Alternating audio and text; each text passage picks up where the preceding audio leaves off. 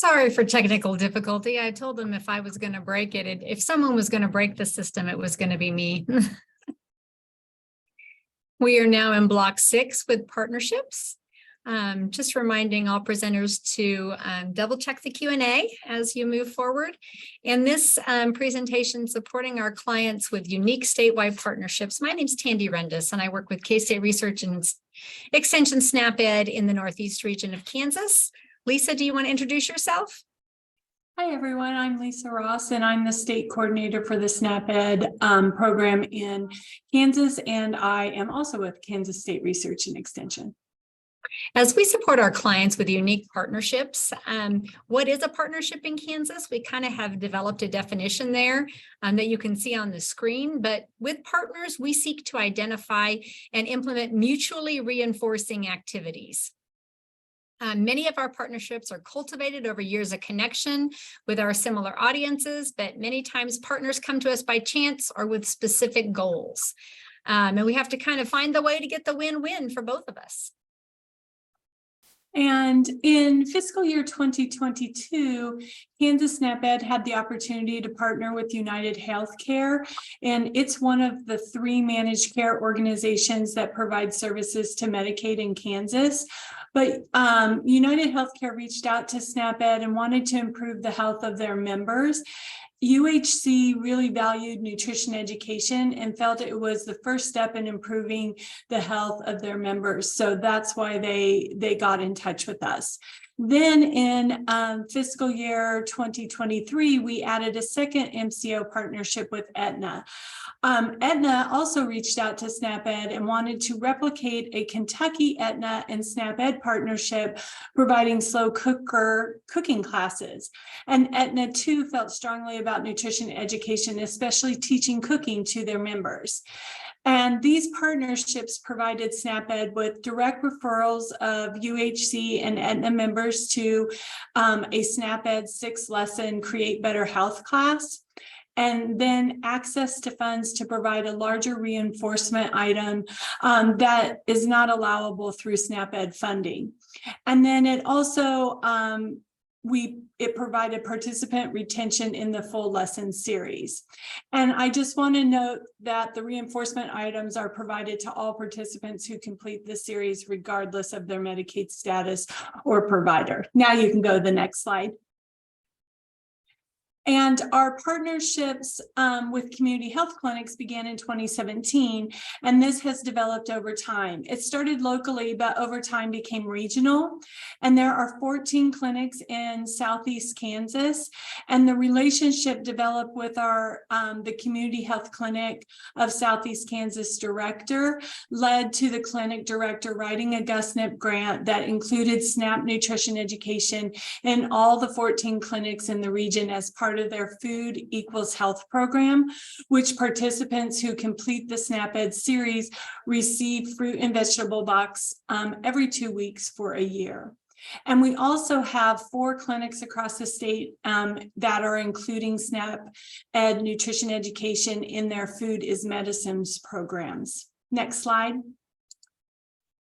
The Kansas Food Bank partnership is still evolving, but this slide kind of shows our journey.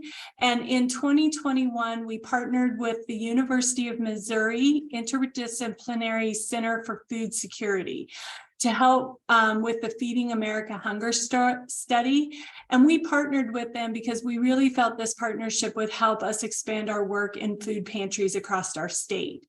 And then in November of 2022, I was able to connect with the Director of Special Projects for the Kansas Food Bank. And this connection led to a meeting with the Kansas Food Bank staff and the SNAP-Ed staff in January of 2023. And with that meeting, that led to an introduction to a network of organizations in the Regional Food Policy Council in our Northwest Kansas region. And the council and the Kansas Food Bank are now working towards establishing a partnership to address food access. And I'll turn it back over to Tandy. And next slide. The partnership with the American Heart Association and Sunflower Foundation in Kansas began in 2018 with us observing an existing partnership that AHA Sunflower had with tribal communities. The Sunflower Foundation is a philanthropic foundation helping people and communities achieve and maintain optimal health. And the American Heart obviously has interest in health too, but in Kansas specifically had connection with the tribes because of one of their employees who was also a member of the Iowa tribe in Kansas and Nebraska and very involved in food systems. And that person connected with one of our K-State Research and Extension staff members in food systems and then connected them to us in SNAP-Ed. So this partnership has allowed us to leverage the American Heart Association's nonprofit capabilities, Sunflower's philanthropic foundation, and our federal SNAP-Ed funding to meet the needs of tribal communities in Kansas for health and nutrition classes. And then also has allowed us to be connected with some of their partners of our partners, Southern Plains Tribal Health Board and Kansas Serves Native American Families. Some of the lessons learned, just realizing that letting the partner provide something you can't. Additional funds in the tribal work helped us with giveaways for that participant tradition or cultural tradition of eating and sharing meals versus a taste test. And then even some food preservation pieces in terms of food systems. Just knowing that the relationship building takes time, but can also be luck. So we've fallen into a few of those situations as well. The challenge of, the collaboration is important with building trust and creating solutions bigger than ourselves is important. We found some challenges though, obviously, as we looked at taking in funds through our university systems. So just realizing kind of what your system can and can't do, because that's what you need to reach out to that partner for. And then not every partnership works, and that's okay. We do know that that's been the reality for us as well. This is our contact information if you'd like to add more of that, and we'll try to put that information in the chat box as well.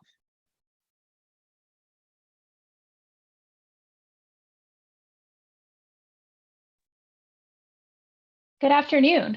My name is Austin Brooks, and I'm the project coordinator for physical activity access and opportunities for the Virginia Family Nutrition Program.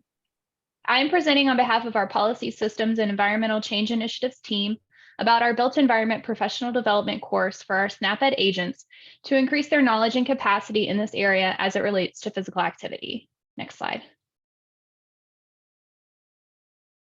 A better understanding and greater adoption of evidence-based environmental PSEs in SNAP-Ed can create a more active and equitable community for SNAP-Ed audiences, improving the likelihood of meeting the physical activity guidelines for Americans.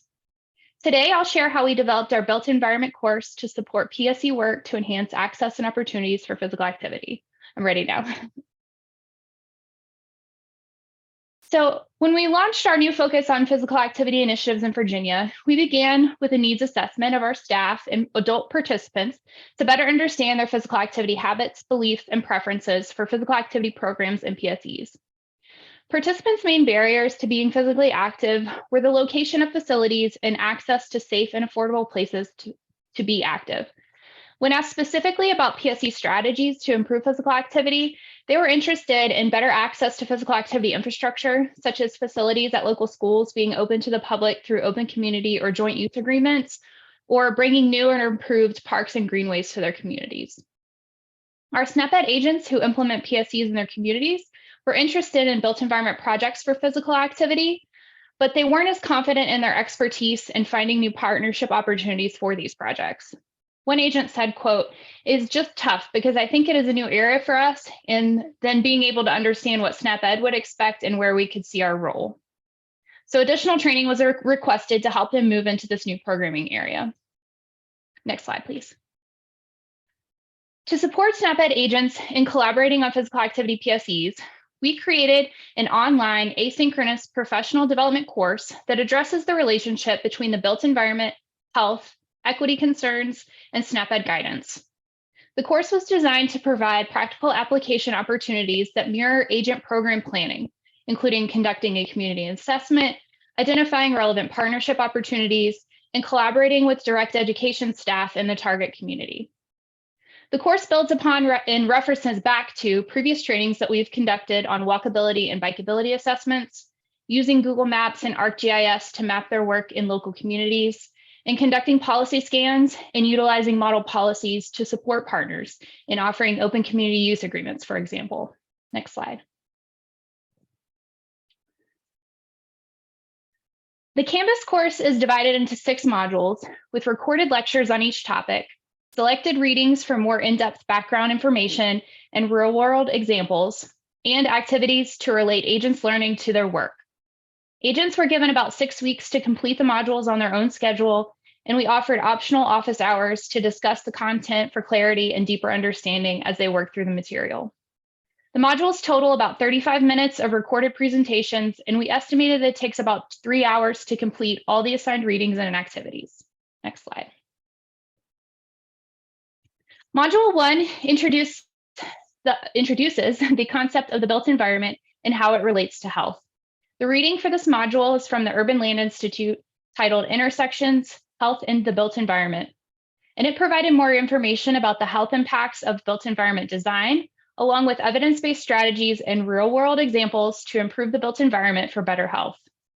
The assignment for this module asked agents to think about the use of active design guidelines for buildings and elements of healthy development from the readings in their community.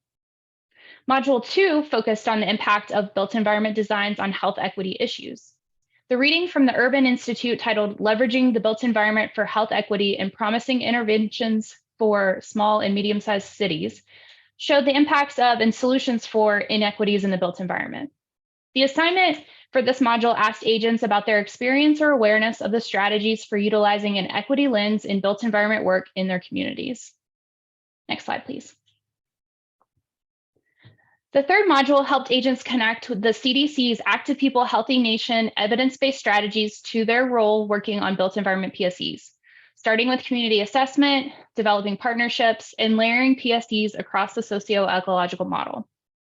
The readings for this module were the articles Delivering Physical Activity Strategies That Work, Active People Healthy Nation Actions, and the role of built environments in physical activity, obesity, and cardiovascular disease. The assignment for this module asked our agents how their work and partnerships relate to the different strategies from Active People Healthy Nation. Module 4 covers community assessment worksheet that we have developed based on the American College of Sports Medicine's American Fitness Index and how that information connects with potential built environment PSEs and the previous trainings for data collection through walkability and bikeability audits and policy scans. The assignment for this module is to gather the community assessment worksheet data for their target community. And finally, Module 5 lists the currently approved PSE projects agents can work on in their communities, specifically supporting adoption of complete streets policies or open community use agreements, and participating in the Virginia Walkability Action Institute through our Department of Health.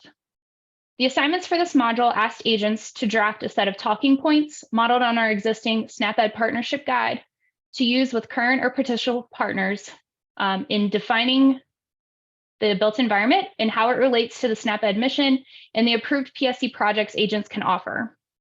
Agents were also asked to interview the local SNAP-Ed peer educator in their target community for their perspectives on potential partners, the existing and desired physical activity infrastructure, and the preferred physical activities of SNAP-Ed participants in that community. Next slide, please. Feedback on the course from our agents has been very positive. They appreciated the background information about the built environment and the concrete takeaway PSE strategies to apply in their work. As we expand our physical activity initiative, with our next planned initiative being wayfinding and story walk signage, we'll be adding new modules to train agents on these strategies. Though the agents feel more prepared for the built environment PSEs, they did ask for additional guidance on their role in these types of projects as part of community coalitions.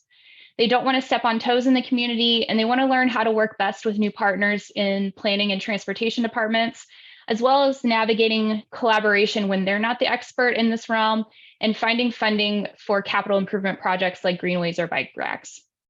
So we'll be working on helping with this role clarity with additional training and bringing in potential partners to showcase their work, such as the state Safe Routes to Schools coordinator. And finally, we want to share this resource with others.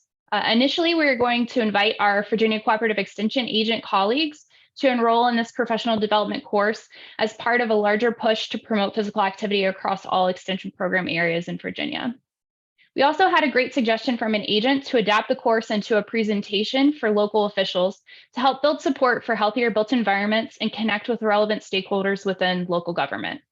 And we are also open to sharing with other SNAP-Ed implementing agencies, so please reach out if you're interested in these materials. Next slide. And I appreciate the opportunity to showcase our built environment course, and I'm very happy to answer any questions you may have. Thank you.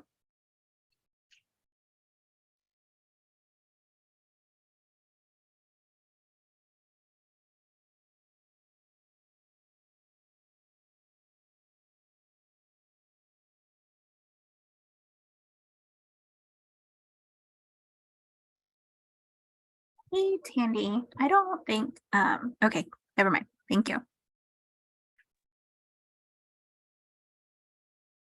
We didn't have our presenters for that middle block there, so we're going to move on. Reconnecting and rebuilding Vermont SNAP-Ed. Are you ready? I think so. All right. And Arwen's here and Michelle hopefully is here.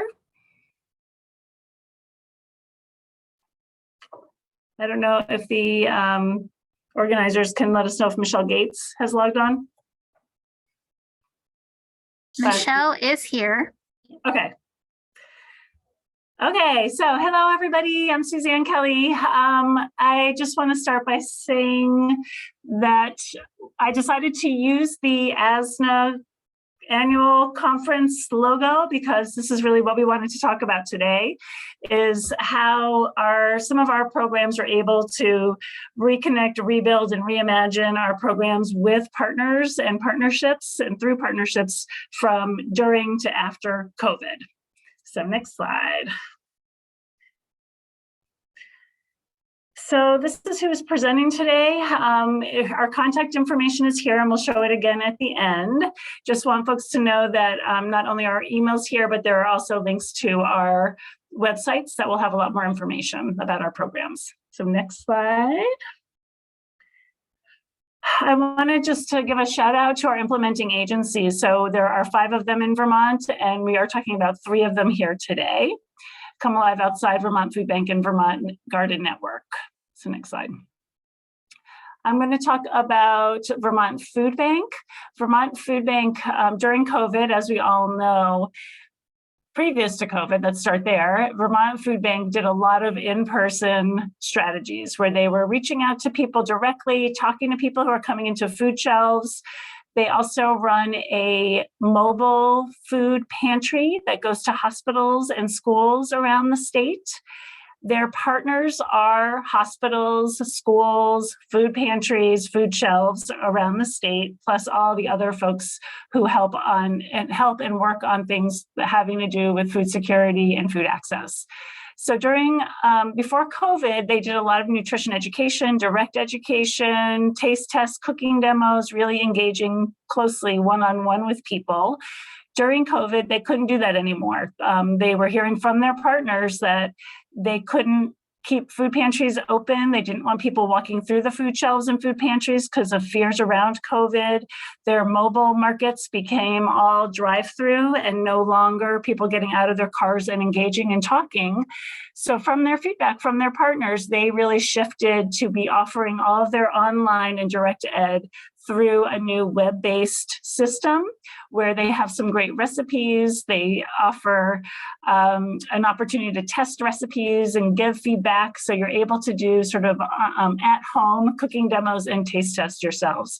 They have also re-engaged in giving out kits of the food for some of their recipes now back at some of the live in-person food shelves and food pantries that will go along with the website. So just getting feedback from their partners, really shifting how they were providing services and then integrating that as we've come through COVID into a really new hybrid model that's been working really well and is very welcome. So I'm going to pass it on now to Arwen. Thank you, Suzanne. Hi, everyone. I'm the Executive Director of Come Alive Outside. And what we do is we connect people to nature for health and wellness. Thanks to funding from SNAP-Ed in 2016, we were able to pilot a program that has become our flagship program in Rutland, Vermont, known as the Outdoor Passport Program. And what this wonderful thing is it is an activity guide of 35 plus hyperlocal activities that incentivize kids and their families to be active outside where they live, work, and play. In the first 3 years of the program, we saw it just boom and be super successful, where we were getting this program out to over 5,000 kids and their families a year. We are seeing great measurements with an increase of families participating, feeling more excited about physical activity and having an increase in physical activity. And then the pandemic hit.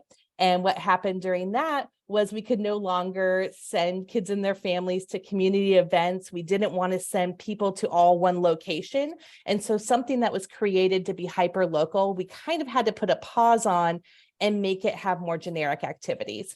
And what we saw in that time was, number one, hyper local was the key to the success.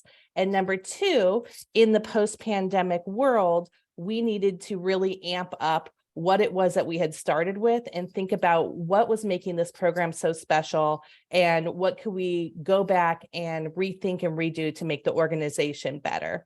So this has always been for us about partnerships. We had 27 community partners pre-pandemic. And if you go to the next slide, we can talk a little bit about what happened during and post-pandemic. So in 2020, we had some time to really rethink and rebrand the program. And because we weren't able to be out in the community having as many hyperlocal activities, we started to think about and really think about, okay, we really want to reach the people that are underserved in the outdoors, who are the same populations that face the highest health inequities. We know that we're bringing this program to our SNAP-Ed schools, but are we really reaching that population? And that was a question that we weren't measuring the impact on, and we didn't really know. And so what we started to do is really work specifically with partners that we knew were working with and represented those priority populations, looking at what the gaps and barriers for populations underserved in the outdoors were, and then seeing if we had local solutions and resources to address those. If we did, let's build them into the passport. If not, let's create those opportunities. And so what we've been working on for the past 3 years is really listening to our community partners to ensure that reaching priority populations is at the key of what the passports are about, and reframing how we look at having our bodies moving outdoors. So this is all about focusing on partnerships, outreach, and joy now. And what we're seeing is we are currently reaching nearly 13,000 kids and their family in Rutland County. We're seeing an increase in children being more excited about physical activity, families saying that they're doing more physical activity, and a new measurement that we hadn't measured before is about mental well-being, which we all know is so important and part of this whole package of health. And along with this, 52 community partners right now. So we've doubled, and we keep on growing as we keep seeing those gaps and barriers, and our participation continues to increase. So, this is all really about the end of the story of this is like, wow, partners really make everything bigger and better, and our impact is growing. And it was a lot more work in the beginning, but now we have many hands, and it's starting to be a lot less work. And every passport that we put out is new and different. And it's just been a wonderful journey. So I'm going to hand this over now to Michelle Gates with Vermont Garden Network. Hi, good afternoon. Thanks for having us. I'm going to talk a little bit about a brand new program that we launched sort of in the middle of the pandemic. And that is our mobile classroom. We had a small office, and we do a lot of hands-on education, garden and nutrition specifically. And we were always being asked to come to people's own sites so that we could do that work instead of people coming to our office. Especially when the pandemic hit, all of a sudden everyone wanted to start a garden. all of the educators in the schools that we work with wanted to utilize their outdoor spaces as outdoor classrooms. And Vermont is a very rural state. And so unless you live in one of the kind of couple primary counties, there's a lot less access to resources, supplies, education in a lot of the other counties in the state. So we launched a mobile classroom, and we did that from the very beginning with a series of partners. The Vermont Food Bank is one of the largest food distribution organizations in our state, or the largest. They actually gave us the initial seed money to buy the vehicle. We did that before we even knew about SNAP-Ed. We connected with SNAP-Ed through an AARP Healthy Communities event. And then we got the vehicle going. And now we launched that in June. Sorry, next slide, please. And since we launched it in June, our priority target markets were K through 12 schools and affordable housing communities where there's the greatest need. We have continued to work with a variety of partners. We partner with Champlain Housing Trust and Evernorth Housing here in the state to be able to reach affordable housing communities in 6 different communities across Vermont. And then we work with our farm to school partner and all of our school partners to reach there's 250 schools in Vermont. We are not reaching all of them yet, but we hope to be doing that soon. And our program, our vehicle is really set up to be able to drive into a spot and be self-sufficient in teaching gardening and nutrition education workshops, which we are doing, with cooking demonstrations and taste tests. Our partnerships have actually expanded since we launched to now we're working with leading organizations to help distribute produce and with other kind of Hunger Council partners that we work with to help share opportunities for other low-income families to get help they need. Thank you.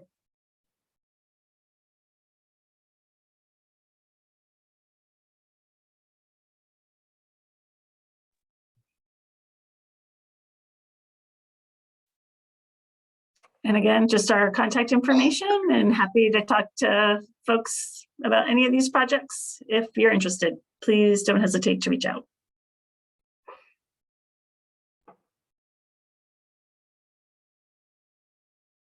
Okay, I think we're going to go back.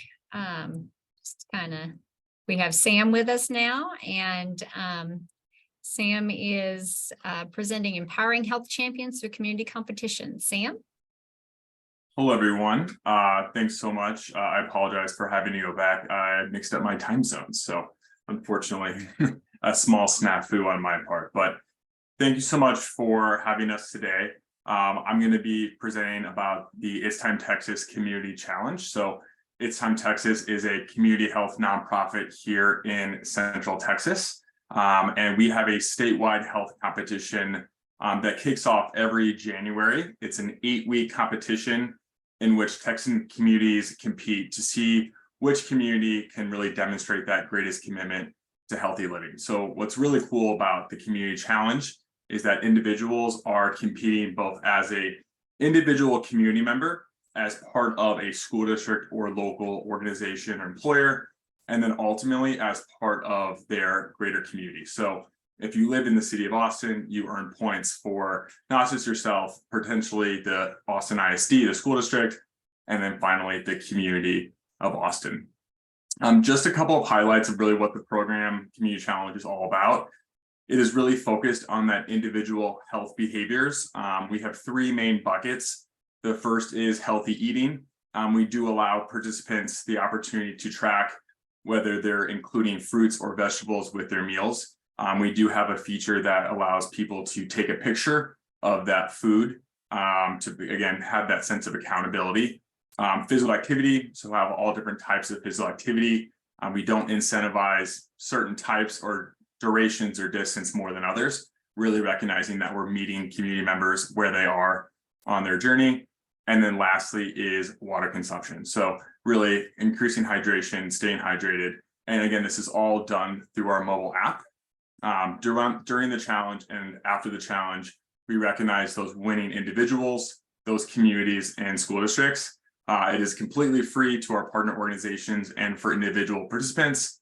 And it really builds that sense of community, that motivation, accountability. We have so many examples of, the math department at the local ISD really getting into it and having that friendly competition.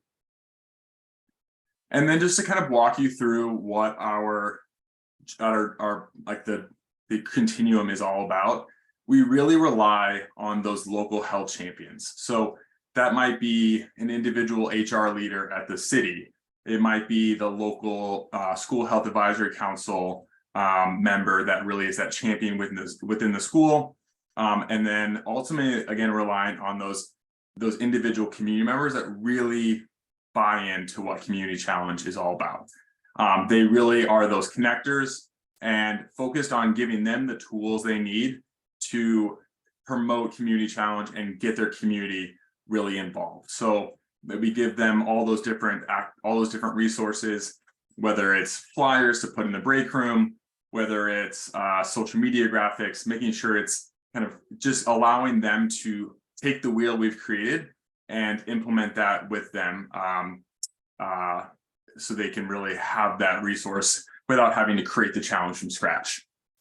From there, it's really about that engagement. So being those role models, reinforcing, we recognize top participants throughout the challenge, and then we really reward them with different incentives, whether it's in-kind donations from partners, or we do have some funding for different types of prizes throughout the challenge.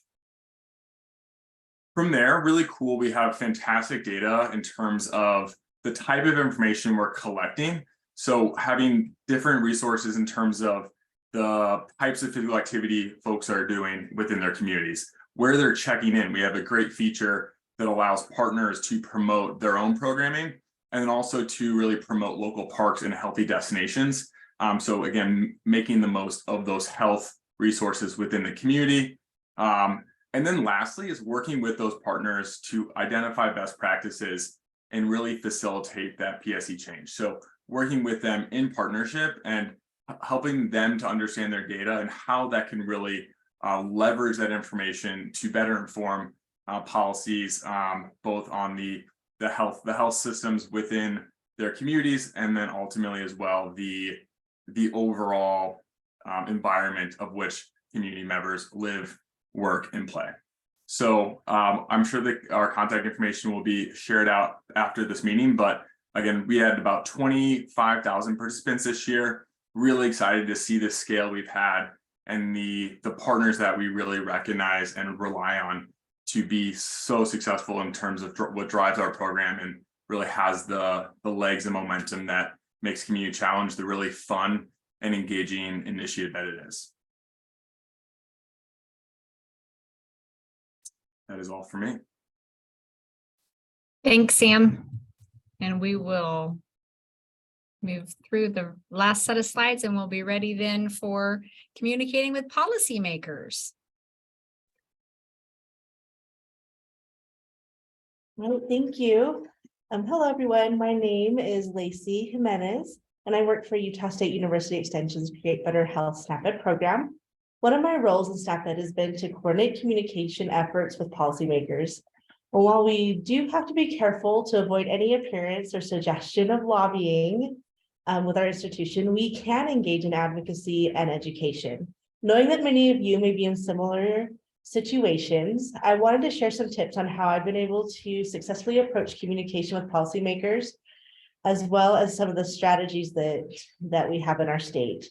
So in addition to Hill visits, which we tend to do when we go to the ASMA annual conference, we also have social media pages and newsletters that are targeted toward policymakers. We have an annual policymaker luncheon and presentation.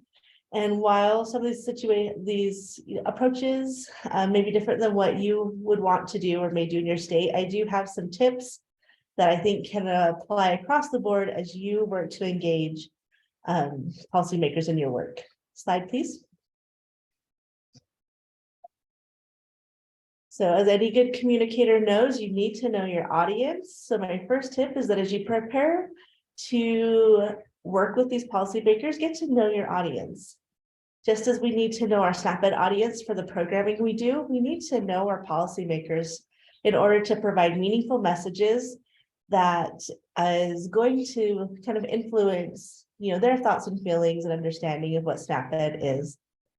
Try to know who your policymakers are in your federal delegation, your state and local policymakers. Do you know what their values are? What legislation do they sponsor? What committees do they attend? Where is their district? How can you establish rapport? And I think it's also really important to get to know the staffers as well. You're often going to most likely be meeting and engaging with the staffers opposed to the senators or representatives. And so I do recommend also using Twitter and LinkedIn. Those are really helpful often to get to know a little bit about staffers and just to be able to build that rapport from the onset, as well as how to shape your messaging and your message map. Slide, please. Once you know who your audience is, you're better set to frame your message map. You may find that your policymaker is very concerned about economic issues, human rights issues, maybe national security. How can you frame SNAP-Ed outcomes and impacts so that they are positioned as supports to these values? As you develop your message map, you can frame your information so it really is speaking to your specific audience and that specific policymaker. For example, this past month when we had our Hill visits, I was able to use an economic frame and share how our program helps Utahns combat inflation. I shared a story about a participant who reported saving hundreds of dollars on her monthly food expenses when she had applied what she learned from SNAP-Ed classes. I also shared quantitative data on how people were able to stretch their food budget to last the full month, even 6 months or even a year after they've completed a series of SNAP-Ed.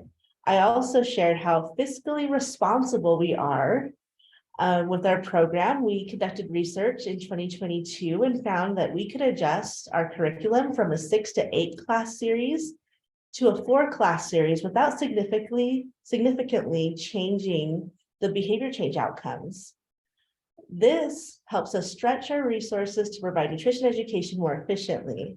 For someone who's concerned about government spending and the economy, this kind of message is much more meaningful than if I had maybe focused more on young preschoolers tried a vegetable for the first time, or we've seen an improvement on hand washing behaviors.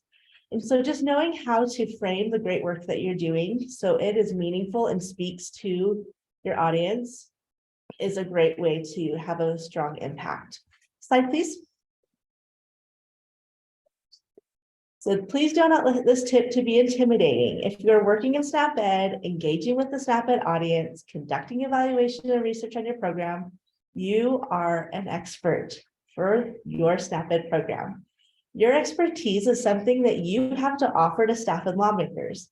Maybe you aren't able to make hard asks or say specifically what you'd like to see in legislation due to the institution that you work for, but you can share your expertise of how things are impacting the constituents of the policymakers and be an expert, because they may need a little bit more insight when they're considering legislation. And the Farm Bill is coming up, everyone. So this is a good time to be their expert on how the Farm Bill could impact SNAP-Ed participants and your program. Be prepared to share information on the evidence base of your interventions. Share how SNAP-Ed is impacting people in their district.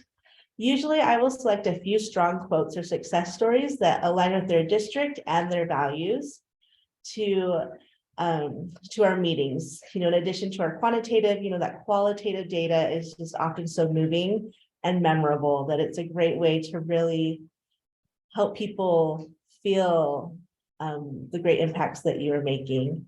And also creating a brief sort of summary of our annual report. We leave a kind of one-pager behind for the staffers to be able to share with their congressman, congresswoman, or senator. An important point in your message map as well as being that expert is to also have an ask to keep the conversation going. You'll continue to be that expert and keep those lines of communication open throughout the year. Slide, please.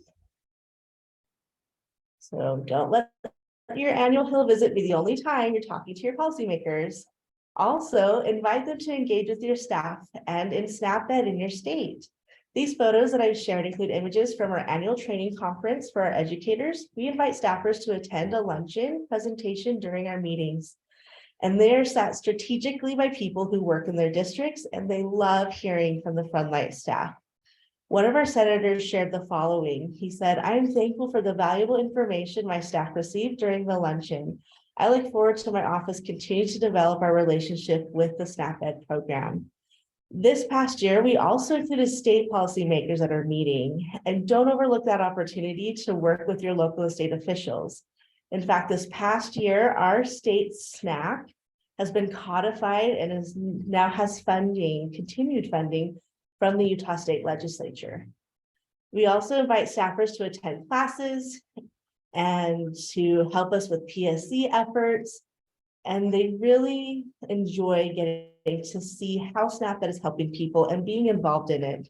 One staffer said, not only were really good nutritional habits being touted, but also good parenting was being modeled. I think that all the things that were taught and modeled in the class are very good for families and affect children in such a meaningful way. We really do believe in the educational process that's happening with SNAP-Ed.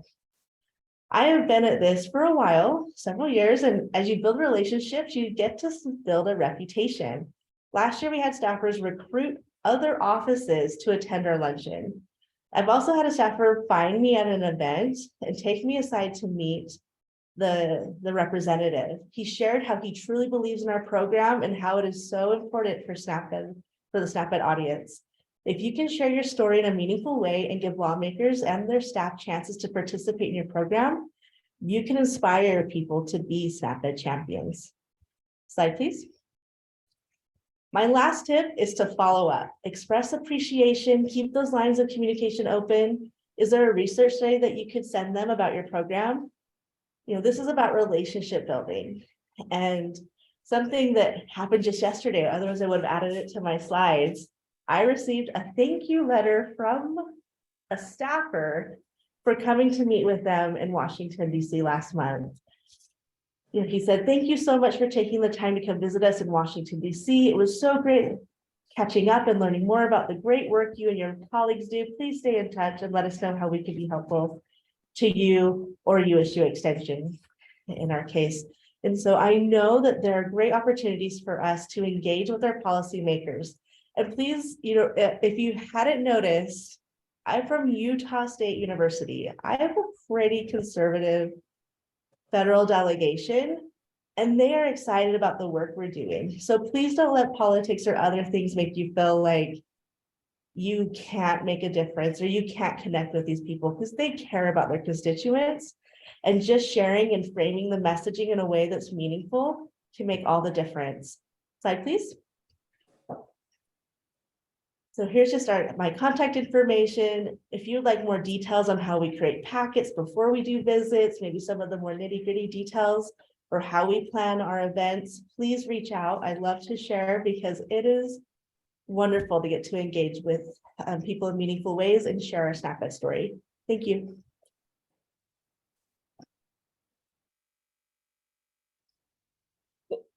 Good afternoon, everybody. My name is Anna Wilkinson, and thank you very much for the opportunity to present some of our research findings that are based on data from diverse SNAP-Ed participants in Texas. I have to apologize up front. We are with the University of Texas Health Science Center, School of Public Health in Austin, but I did not include any of our email addresses. And so I'm sorry about that. Could I have the next slide, please? And the next one, actually. Thank you. Okay, so national data show that non-Hispanic Black and Hispanic adults engage in less leisure time physical activity compared to non-Hispanic white adults. However, we know that race and ethnicity are heavily confounded with socioeconomic status. And we also know that many studies show a very positive correlation between both overall and leisure time physical activity levels with income and education. However, at times, if we look in certain communities, so for example, in the Baltimore metro area, we find that non-Hispanic Black and non-Hispanic white adults actually report similar levels of physical activity. Next slide, please. Further, the definition of physical activity varies across studies. And so this sort of serves to further confound the relationship that we're interested in. When we include leisure time, work-related and transport-related domains of physical activity, we find that roughly 65% of adults in the US meet guidelines. But when we restrict physical activity to just leisure time physical activity, only 51% of adults meet these guidelines. And we also know that lower SES groups typically participate in more work-related physical activity. Next slide, please. And so in the current study, we examine racial and ethnic differences in leisure time physical activity levels in a very narrowly defined population, primarily of women from lower socioeconomic populations in Texas. This approach will allow us to address the possibility of confounding from some of these different factors that I just talked about and focus on the association of race ethnicity alone with the level of physical activity. Next slide, please. Okay, so we recruited participants from a variety of SNAP Ed classes offered in the state of Texas. Overall, we recruited 1,526 adults. They were from Austin, Brownsville, Dallas, El Paso, Houston, and San Antonio. So a variety of urban and peri-urban areas in Texas. Next slide, please. Oh, thank you. Roughly a quarter of the participants actually exceeded the cutoff guidelines eligibility for SNAP benefits, but nevertheless, the entire sample is very low income. Data were obtained via self-report using paper and pencil questionnaires in either English or Spanish. And this is by members of our study team. And then the study team, we were able to clarify questions as needed. Next slide, please. So here are the main questions, the main measures that we were interested in. So we were interested in the mean daily time our participants spent walking, in moderate physical activity, in vigorous physical activity, as well as the mean daily time they spent sitting. And we used these 4 different questions to address these ideas. Next slide, please. And then in addition, we were also interested in how much our participants knew about opportunities to engage in physical activity within their community, whether they'd actually taken any physical activity classes in the past year, and how easy they felt it would be for them to actually engage in exercise. Next slide, please. And so here's just a little bit about our participants. So as you can see, for the most part, most people have a high school education or less. Most of our participants are Hispanic, and they're also women. Next slide, please. And here's our central result. So if you look, what we can see here is that Hispanic and non-Hispanic adults, non-Hispanic Black adults spent more time walking and in vigorous physical activity compared to non-Hispanic white adults. And they also reported that they found exercising to be easier. In contrast, non-Hispanic white adults reported that they found moderate physical activity easier to engage in, and they reported spending more time sitting per day compared to Hispanic and non-Hispanic Black adults. Next slide, please. And then what we also found out was that the Hispanic and non-Hispanic Black participants participated in SNAP Ed classes much more frequently than did the non-Hispanic white participants. Next slide, please. So in this low income population, we find that Hispanic and non-Hispanic Black adults spent more minutes per day walking and engaging in vigorous physical activity compared to non-Hispanic white adults. Conversely, non-Hispanic white adults reported spending 82 more minutes per day sitting than non-Hispanic Black and Hispanic participants. Hispanic and non-Hispanic Black adults reported significantly higher levels of participation in leisure time physical activity than their white counterparts. And Hispanic and non-Hispanic Black adults reported higher levels of self-efficacy and more awareness of community physical activity classes than did their white counterparts. Next slide, please. So all research studies have strengths and limitations. We have cross-sectional data, so we can't make any statements about causality. We have selection bias because all of our participants were from SNAP-Ed classes, but those were the participants that we were interested in, the people we were interested in. And another minor limitation is that our measures of physical activity are self-reported. They're not measured through objectively through things like accelerometry. However, nonetheless, regardless of these limitations, what they should do is they're going to affect all racial and ethnic groups equally within our study. And so this means that the main conclusion relating to the direction of differences across racial groups should be valid. This conclusion is further buttressed by the similarity of the results across multiple measures of physical activity behaviors and different cognitions, ideas, attitudes that they report. Other minor limitations is we didn't have anything about occupational measures, so we can't look at those specific contributions. And we do know that lower SES people engage in more occupational related physical activity. And then in addition, the overwhelming majority of participants in our study are women. And so we can't look at gender differences. We can't compare men to women. Next slide, please. But together, these results reveal greater engagement in physical activity by racial and ethnic minority women in low-income communities in Texas compared to non-Hispanic whites, and that we feel that the provision of physical activity classes through SNAP-Ed programming creates opportunities for leisure time physical activity among low-income communities in Texas. And this can help address health disparities. So our results are hypothesis generating, and we need to conduct more research to sort of understand the mechanisms underlying differences in physical activity among people in low-income communities. Next slide, please. Thank you very much for listening, and thank you very much to our participants for sharing their data with you. That was just there as in case we needed it. Thank you. Bye, everybody.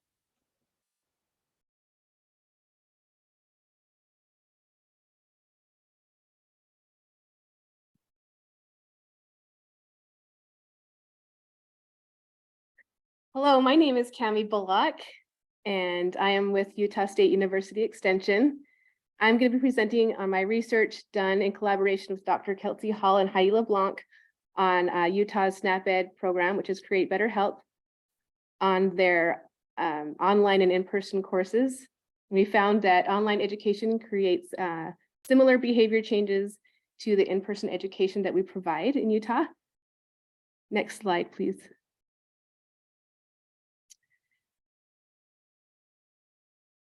So barriers like time and limited resources create a need for more flexibility in the delivery of SNAP-Ed and other nutrition education programming for individuals with low income. So there's a growing need for research in web-based nutrition education. The purpose of the study was to compare the effects of delivery method on the nutrition, food resource management, and physical activity behaviors of participants enrolled in Create Better Health's in-person or online courses. Create Better Health offers both online and in-person education to SNAP-eligible adults in Utah. Create Better Health is Utah's SNAP-Ed program, and we provide nutrition education in all of our counties, serving over 500,000 individuals.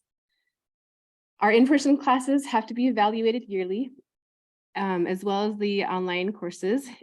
And Create Better Health wanted to address a research gap by comparing the effects of the delivery method on Create Better Health participants' nutrition, food resource management, and physical activity behaviors. Next slide.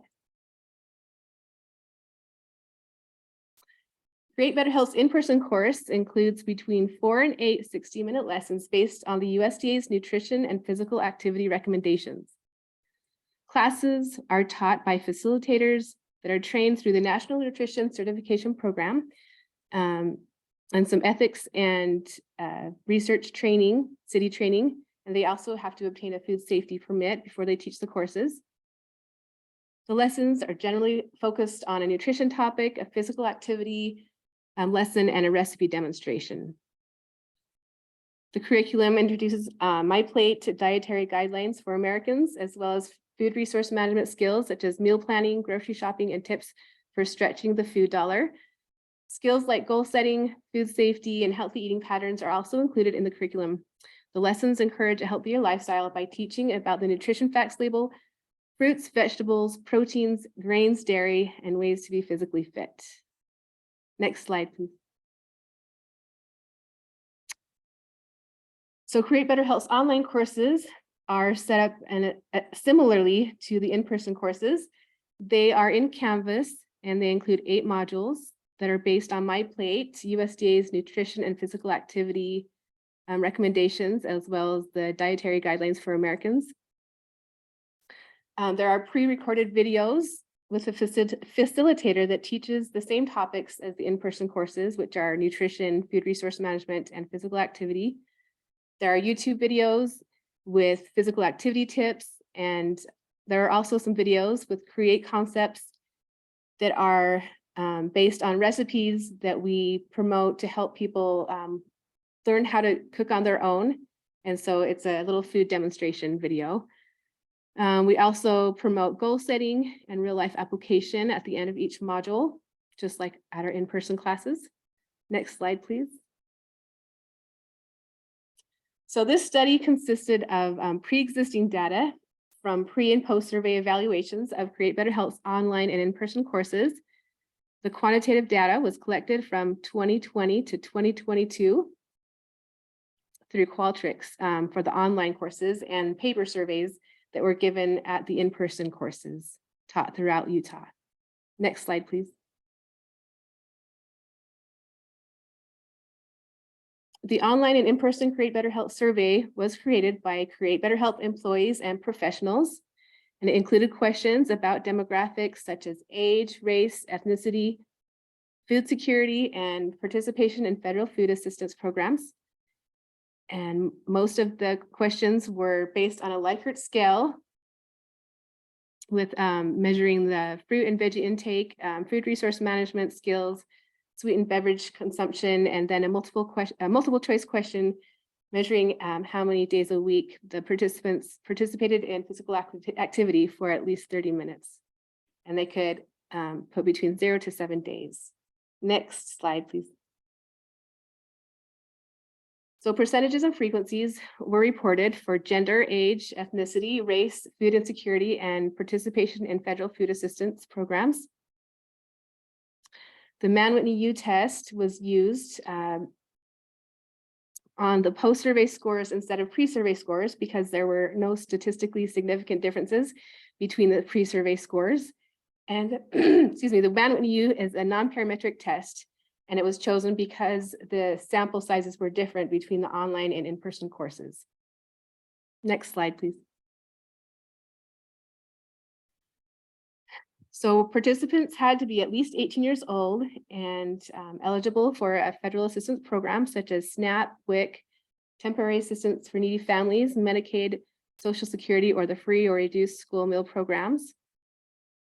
The participants were non-random and could choose to participate after meeting the eligibility requirements. So of the 138 total respondents, 48 were online and 92 were from the in-person course respondents. Most identified as white, female, non-Hispanic, and between the ages of 18 and 59. Next slide, please.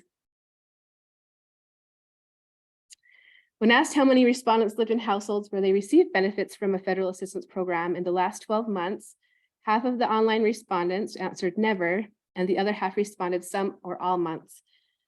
The highest frequencies reported for the in-person course was never. So we noticed that more of the online respondents participated in federal assistance programs. Next slide, please. So in a nutshell, although there were limitations to the study that we can't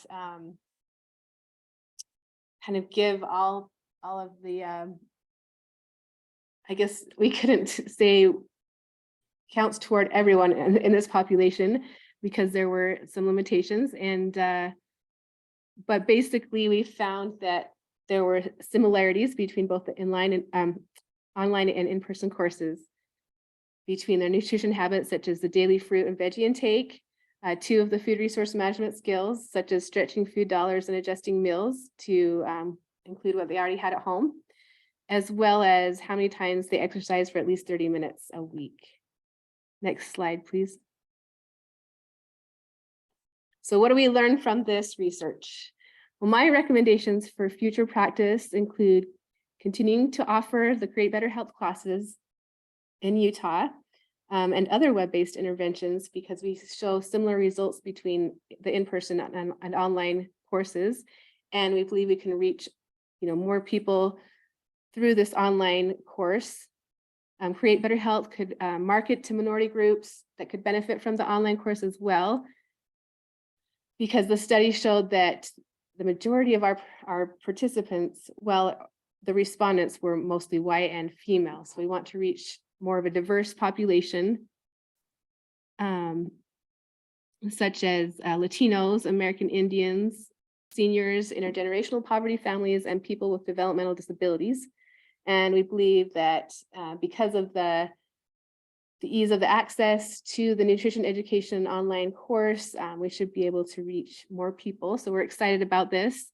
And I don't know if it's this way in other states, but Utah kind of shows a trend in the amount of sweetened beverages shops popping up everywhere. And so I think we need to continue to emphasize the importance of limiting the sweetened beverages in our diets. So, and also, we should expound on the social ecological model and social cognitive theory as a framework, because this is the framework that Create Better Health has used, and the study also proved that it influenced behavior changes. And Create Better Health also uses a policy, systems, and environment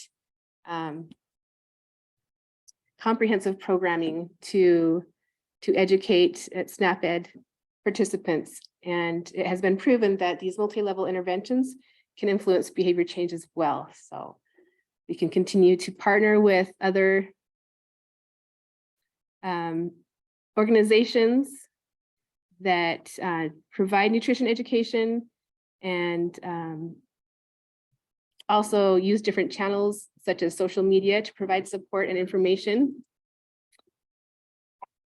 So that is the end of my presentation. Thanks for listening. And I will go ahead and provide some contact information if you have more questions about our curriculums or programs. Thanks for listening.